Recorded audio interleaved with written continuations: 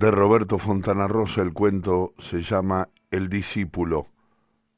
Es una selva alta. Cuando se mira hacia arriba, las copas de los árboles forman un techo irregular y tupido que casi no deja ver el cielo, ni penetrar el agua de las lluvias. Y llueve mucho en esa zona del Pastaza, en el Ecuador. El macizo de Coriguairazo, que habíamos visto desde la carretera oriental antes de meternos en la espesura, forma parte del ecosistema de los bosques lluviosos.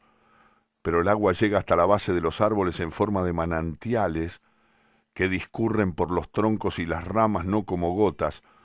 La humedad es altísima, el aire es asfixiante, se oye el griterío dispar de miles de pájaros, el chirrido de los insectos y el ulular de los monos, y hasta el crujido de los altos árboles al balancearse.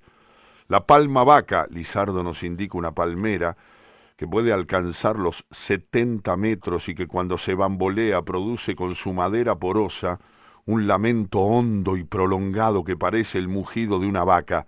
Si se lo propone alcanza los 70 metros, aclara Lizardo, pero no se lo propone y queda en 40, 50, así son las plantas ecuatoriales, dejadas, faltas de voluntad. Tal vez sea el calor el que les imprime ese carácter.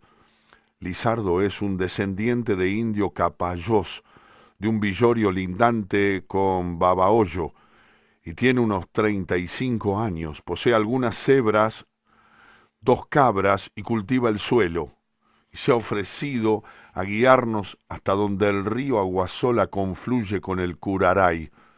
Dice haber cursado la escuela primaria por correspondencia, pero no sabe leer ni escribir. Eso sí, conoce al dedillo la fauna y la flora de la zona y nos la describe meticulosamente. Aquello es un palo de balsa, este es un jipijapa, y aquel otro un tagua, lo demás acá paja toquilla. Afirma que puede reconocer una culebra de veneno mortal solo por su picadura. Marito le dice que mucho más sano sería si pudiera identificarlas antes. Lizardo no entiende, les atribuye a la flora y a la fauna connotaciones humanoides y religiosas. Ha prometido que llegaremos al lugar de la cita cuando el sol esté alto, al mediodía, para encontrarnos con la gente de El Discípulo. Pero Marito, mi fotógrafo, duda. Se nos ha dañado el GPS para colmo y no sabemos muy bien dónde estamos. Una lagartija del tamaño de un fósforo de cera se metió dentro del orientador electrónico y lo dañó totalmente. Marito maldice. Es buen fotógrafo. Tuve que hablar horas con él para convencerlo de que me acompañara a hacer esta entrevista. Conozco a Marito desde pequeño y ha sido fotógrafo de guerra en Haití, Irán y Afganistán. Pero su verdadera vocación es ser fotógrafo de sociales. Tiene fotos maravillosas del ayatolá Kermanshah bailando rodeado de sus sobrinos y se llenó de dinero con las fotos que obtuvo en el casamiento del imán de Kuwait, Nosul Nishapur, con una rica heredera de Andorra. El imán contrató a Marito especialmente para la boda, pues había visto en Le Monde una foto suya sobre un fusilamiento en Resalle. Cuando la revista me aceptó la idea del reportaje, fui a buscar a Marito a La Plata, donde estaba dedicado a la lombricultura. Alejado ya de la fotografía, tuve que insistir mucho para convencerlo. Me he apegado mucho a estos bichitos, me dijo, y a mí me costó mucho aceptar que se refería a sus lombrices. No te confundas, Jorge, insistió, son organismos que generan sentimientos. Me extrañan si me voy por más de un día. Tuve que explicarle que Gabriel Beltrame, el discípulo, era un argentino que había fundado un movimiento guerrillero en la selva de Morona, en Ecuador, que no se conocía su ideología ni sus móviles políticos. Se lo relacionaba con Sendero Luminoso, pero también con confusos movimientos religiosos. Era considerado un admirador de Tirofijo Marulanda, el mítico combatiente colombiano, y de hecho se había mostrado por internet exhibiendo una foto de Tirofijo autografiada. Pero sin duda la relación más inmediata se establecía con Ernesto Guevara, también argentino, también rosarino, que se fue al monte y enfrentó al sistema. Por eso le dicen El Discípulo, se interesa ahora Marito, bajo el tufo agobiante de la jungla, con el rostro casi deformado, al igual que el mío, por las picaduras de los insectos. Supongo que sí. Respondo ambiguo mirando las altísimas copas de los árboles que producen una penumbra brumosa aquí abajo. Nada es claro respecto a este nuevo guerrillero argentino que recién ahora sale a la luz con comunicados y declaraciones, e incluso con acciones militares tras permanecer con su gente 25 años escondido en la selva. 25 años, se alarma Marito. Lleva colgados bolsos con distintos tipos de cámaras y lentes, y en bandolera un paraguas aluminizado de los que ya no se usan para dirigir la luz del flash. Tiene en la mejilla un escorpión negro y plateado que le camina lento hacia el cuello de la remera. La piel se le ha curtido, perdiendo sensibilidad y no lo percibe. Ni yo le aviso para no alarmarlo. Ya los cuerpos se nos han tornado insensibles a las picaduras de las alimañas. Llevé ceñida a mi tobillo una anguila verdosa, fina como un cordel, durante 2 días, pensando que era uno de los cordones de mi zapato antes que Lizardo me lo advirtiera. Beltrán y su gente han atacado 3 escuelas rurales en el último mes, le cuenta Marito, lo que indica un recrudecimiento en el accionar de la guerrilla. 3 escuelas, doble escolaridad, informó. Se llevaron a 2 preceptores, tizas, borradores y hasta un pizarrón donde se supone diagramaron nuevos golpes. Dejaron en las paredes consignas vivando a Pol Pot, el despiadado conductor de los Khmer rojos camboyanos, pero Paul estaba escrito Paul como Paul McCartney y era impensable suponer una conjura Khmer Beatles. La CIA cree que solo se trata de una maniobra de distracción para enmascarar su verdadera ideología. Llegamos a la confluencia del río Aguasola con el Curaray, cuando el sol estaba alto, milagrosamente puntuales para la cita. Había allí un claro en la selva y podían verse no muy lejos los verdes y radiantes elevaciones del macizo Coriguariazo. En 2 oportunidades escuchamos ruido de helicópteros, pero no vimos ninguno. Sabíamos que la DEA controlaba la zona, pero solo vislumbramos luego, y con la ayuda del poderoso zoom de Marito, una avioneta blanca del tipo Cessna, arrastrando a su cola un larguísimo cartel de tela que publicitaba un conocido dentífrico con blanqueador y flúor. 3 horas estuvimos allí aguardando el contacto con el discípulo. Llegué a pensar que era una broma pesada como la que me había llevado a Nunivak, en Alaska, por una entrevista con el líder indonesio del Frente Revolucionario Makassar, Sula Sulawesi. Cerca de las 4 de la tarde, no obstante, aparecieron desde la espesura 2 hombres armados. No diferían demasiado en su aspecto del resto de los integrantes de movimientos revolucionarios latinoamericanos, tampoco paradójicamente de los hombres que componían los escuadrones gubernamentales dedicados a combatir a esos movimientos. Sombreros de ala ancha rebatida en uno de los lados, ropa camuflada, correaje y botas de origen ruso certificaban su condición revolucionaria. Eso sí, los fusiles Kalashnikov AK-47 que ambos cargaban sobre sus hombros. Tenían un burro, casi no hablaron. Nos vendaron los ojos, a Lizardo, a Marito, a mí y al burro. Comprendí que andaríamos por senderos de montaña, riscos peligrosos donde el animal podía asustarse. Las 8 horas siguientes fueron de marcha y creo que la hicimos dando vueltas en círculo. Pude escuchar la caída de agua de una cascada, el derrumbe de unas rocas montañosas, el canto enérgico de guacamayos, tucanes y periquitos, luego el rumor de motores de una carretera, el resoplar sorpresivo de una máquina de café express, otra vez las rocas y de nuevo la caída del agua. Cuando nos sacaron las vendas estábamos dentro de un bohío, apenas un quincho realmente, rodeados de hombres uniformados que iban y venían, perros, gallinas y chanchos por doquier. Nos hicimos sentar en unas sillas desvencijadas frente a un sillón de peluquería que imaginé producto de algún saqueo en el pueblo vecino de Imbabura. Pedí algo para comer, nos trajeron mangos, plátanos, arepas, frijoles, maracuyá, guanábana, cacao, porotos de soja y jugo de lulo. Media hora después de que hubiéramos terminado con la variada merienda ya noche cerrada, llegó Beltrame, el discípulo. También con ropa camuflada, correaje, botas, pistola a la cintura y la cabeza descubierta sin boina ni sombrero. Aparentaba alrededor de 60 años, tenía el pelo entrecano y largo, buen porte y un atisbo de dolor y sufrimiento en su mirada. Nada que ver con el Che, compañero, me aclaró de entrada apenas encendí mi grabador geloso, previa aprobación suya. Nada que ver, salvo que nacimos a pocas cuadras de distancia, él en la esquina de Urquiza y Entre Ríos y yo en San Martín, entre San Lorenzo y Urquiza, a metros del Savoy. Se interesó por saber de qué barrio de Rosario era yo, preguntó si aún seguía abierto el Sorocabana y si yo conocía por casualidad un tal Ignacio Covelli, dueño de una mercería de la calle San Luis. Mis razones, compañero, nacen de la infancia. Se ensombreció luego, en mi más tierna infancia. Se le notaba aún el acento argentino, pero hablaba lógicamente, tras tantos años en la zona, con giros y modismos ecuatorianos.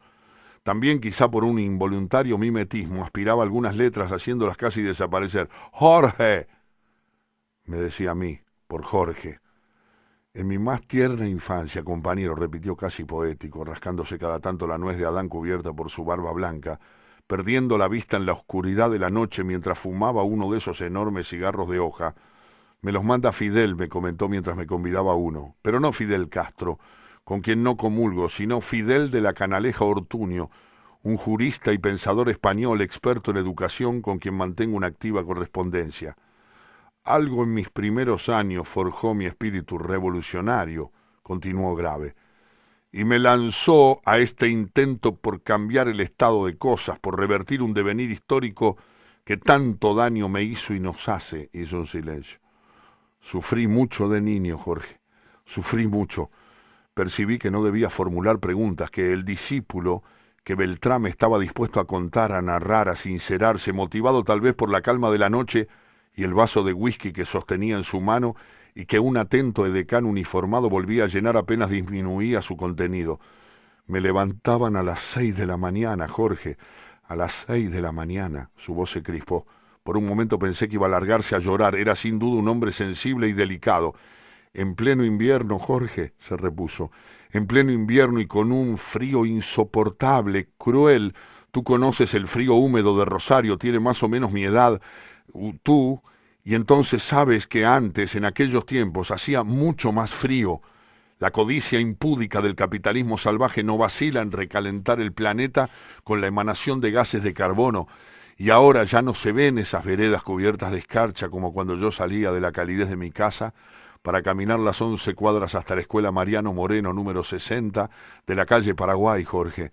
Pero en esa época había escarcha, Jorge. Escarcha había en el piso porque cuando salíamos todavía era de noche, Jorge.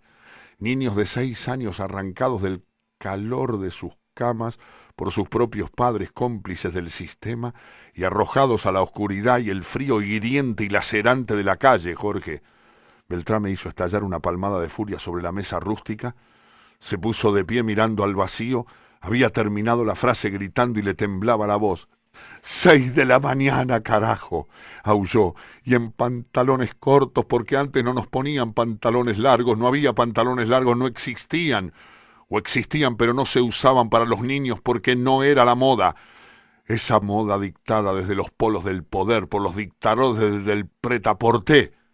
Se volvió a sentar más calmo, pero lucía infinitamente triste.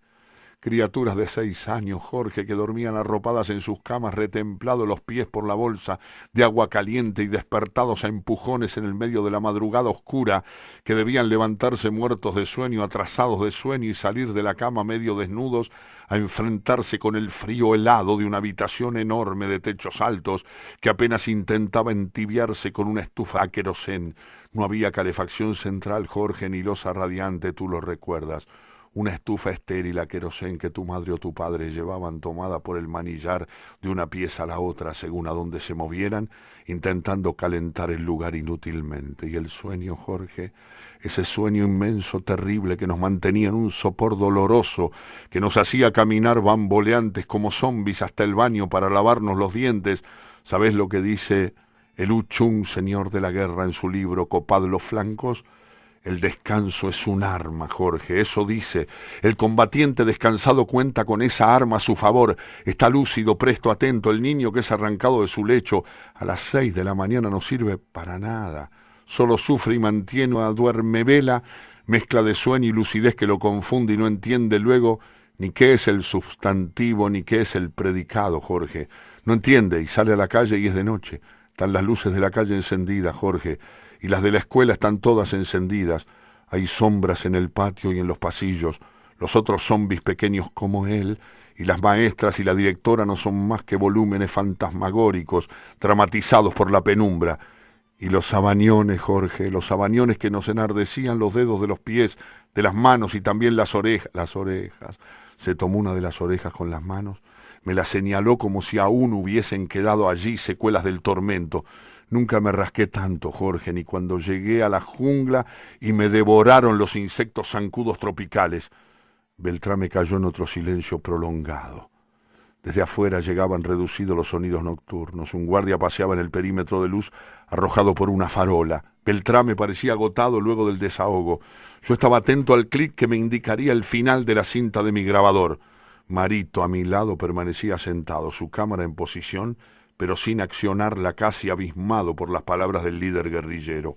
Él, Marito, había presenciado las atrocidades de Croacia, que había sido testigo presencial de la conferencia de prensa donde el jefe bandolero colombiano Isidro Pablo Cortés reveló su arrebatadora homosexualidad y su pasión por Ricky Martin estaba ahora transido por la confesión de Beltrame.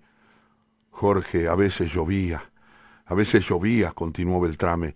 No solo era de noche, no solo hacía un frío realmente de cagarse, no solo eran las 6 de la mañana y afuera estaban las luces encendidas, sino que también llovía.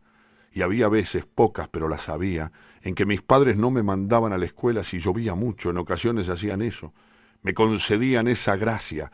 Entonces había noches en que a mí me despertaban los truenos, los relámpagos y el fragor del aguacero golpeando contra el patio, y yo me apretujaba bajo las sábanas y las 5 o 6 frazadas que me ponían para atenuar el frío. Me acurrucaba, Jorge, y sin ser creyente rezaba para que no parara la lluvia, para que siguiera, que diluviara para no tener que salir botado de esa tibieza, de ese nido acogedor y hermoso donde yo estaba para ir a la escuela. Nunca he sufrido tanto, Jorge, nunca he sentido tanta ansiedad y angustia de que me vinieran a buscar. Entre dormido, temblando, calculaba. Ya son más de las 6 y no me vienen a buscar, ya pasó la hora de levantarse, ya no vienen por mí esos bastardos, hoy me dejan quedarme en casa jugando a los soldaditos, y procuraba oír afuera el ruido de la lluvia cómplice, comprensiva, paraba la oreja para escuchar si pegaban las gotas en la galería o si caía el chorrito del desagüe sobre el patio. A veces pensaba que ya me había salvado, que había zafado.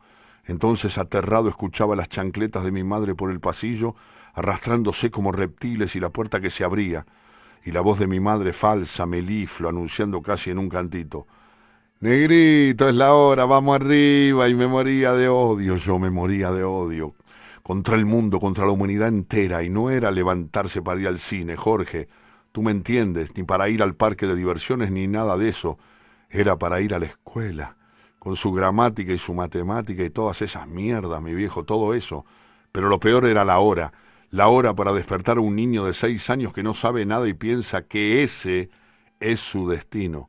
Nunca he sufrido tanta angustia como esas noches de lluvia, cuando me ilusionaba y luego sufría el cachetazo atroz del desengaño. Nunca, ni cuando años después venían a buscarme los federales rastreándome en mis diversas casas de Chapinero o El Vedado. El asistente gordo llenó de nuevo el vaso de whisky de Beltrame. Luego descartó encender un nuevo puro. «Solo fumo puros de no más de 15 centímetros de largo», me dijo aplastando la colilla del último. «Los detectores del calor de los helicópteros yanquis tardan 24 minutos en localizar el humo y el calor que produce un cigarro. Luego de eso, te mueres. Al centímetro número 12 el láser te localiza y te mete en un cohetazo, una de esas roquetas que ellos tienen. Es el peligro del tabaco, Augusto». Dirigió esta última frase a su asistente gordo, sonriendo. Fue el único rasgo de humor que le vi durante el encuentro. Beltrame se puso de pie masajeándose el estómago abultado. Se lo veía relajado, bostezó. Sin duda la primera entrevista que el discípulo concedía a un medio gráfico, estaba terminada. «He preguntado, Jorge», pasó amistosamente su brazo sobre mi hombro mientras me conducía hacia afuera donde los 2 milicianos que nos habían traído estaban esperando. «He preguntado por qué los niños deben levantarse tan temprano para ir a la escuela y nadie ha sabido contestarme, te juro. No soy necio. Quise asegurarme antes de lanzarme a la lucha armada de que no hubiera causas justificadas para este sacrificio infantil. Supervivencia de la especie humana, preservación del medio ambiente, prevención de pestes devastadoras, algo así que justificase el castigo. Nadie supo contestarme, ni las maestras, ni los padres, ni el portero de la escuela, ni don Fidel de la Canaleja Ortuño, el agudo educador.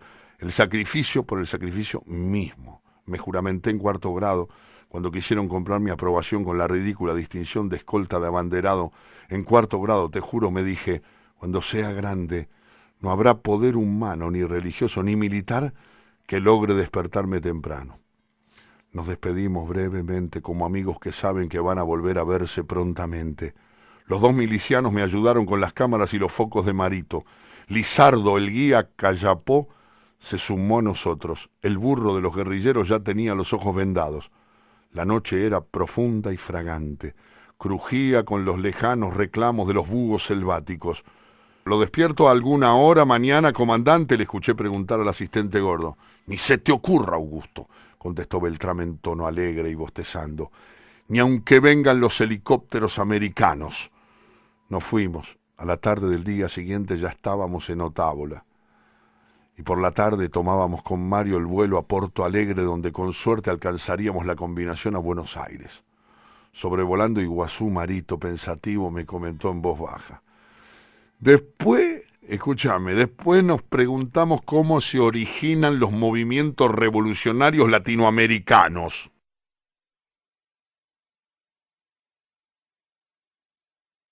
A pedido, donde quiera que estés, un gran cuento de Roberto Fontana Rosa del libro El Rey de la Milonga y otros cuentos, Ediciones de la Flor. El cuento se llama El Discípulo.